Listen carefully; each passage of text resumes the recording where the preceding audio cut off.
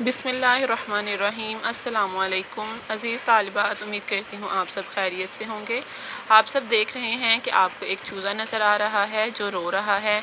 तो हमें इसके लिए क्या करना चाहिए, हमें इसकी मदद करनी चाहिए। हम इसकी मदद कैसे कर सकते हैं? हम ये कहानी पढ़ रहे हैं और हमने देखा कि इसकी मदद चींटियों ने की। और चींटियों ने मदद कैसे की? चींटियों ने इसे एक झूले पर डालकर इसे इसकी मामा के पास पहुंचा दिया, यानी कि इसकी अम्मी के पास पहुंचा दिया।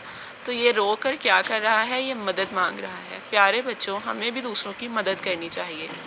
आज हम सबक मदद करो की दोहराई कर रहे हैं और आप सबक के बहुत अच्छे तरीके से पहले पढ़ चुके हैं। तो हम अब इसकी सरगर्मियों की तरफ आते हैं।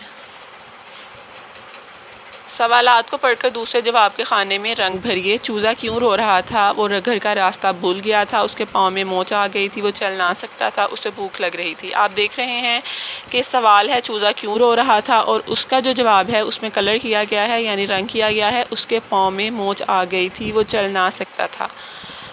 इसी तरह दूसरा सवाल है वो कहाँ जाना चाहता था? बाग में घूमने, अपने घर, अपनी अम्मी के पास, अपने दोस्तों के साथ खेलने के लिए मैदान में। तो वो कहाँ जाना चाहता था? वो अपनी अम्मी के पास जाना चाहता था, उसमें रंग किया गया है।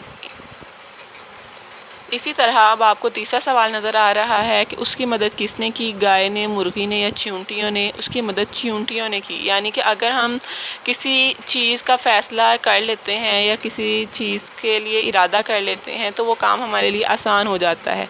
अब चूज़े को चींटियों का पहुंचाना बहुत मुश्किल था, लेकिन चींटियों ने फिर भी कोशिश की और उसकी मदद की और उसे उसके घर पहुँचा दिया। सवाल नंबर 4 है कि चींटियों ने चूज़े की मदद किस तरह की? उसकी अम्मी को बुलाकर ले आई, उसे पानी पिलाया और खाना खिलाया, उसे मिलजुल कर उठाया और उसके घर ले गई। आप देख सकते हैं कि सवाल नंबर 4 के जवाब में रंग किया गया है, जिसे आपको इसके जवाब का पता चल जाता है।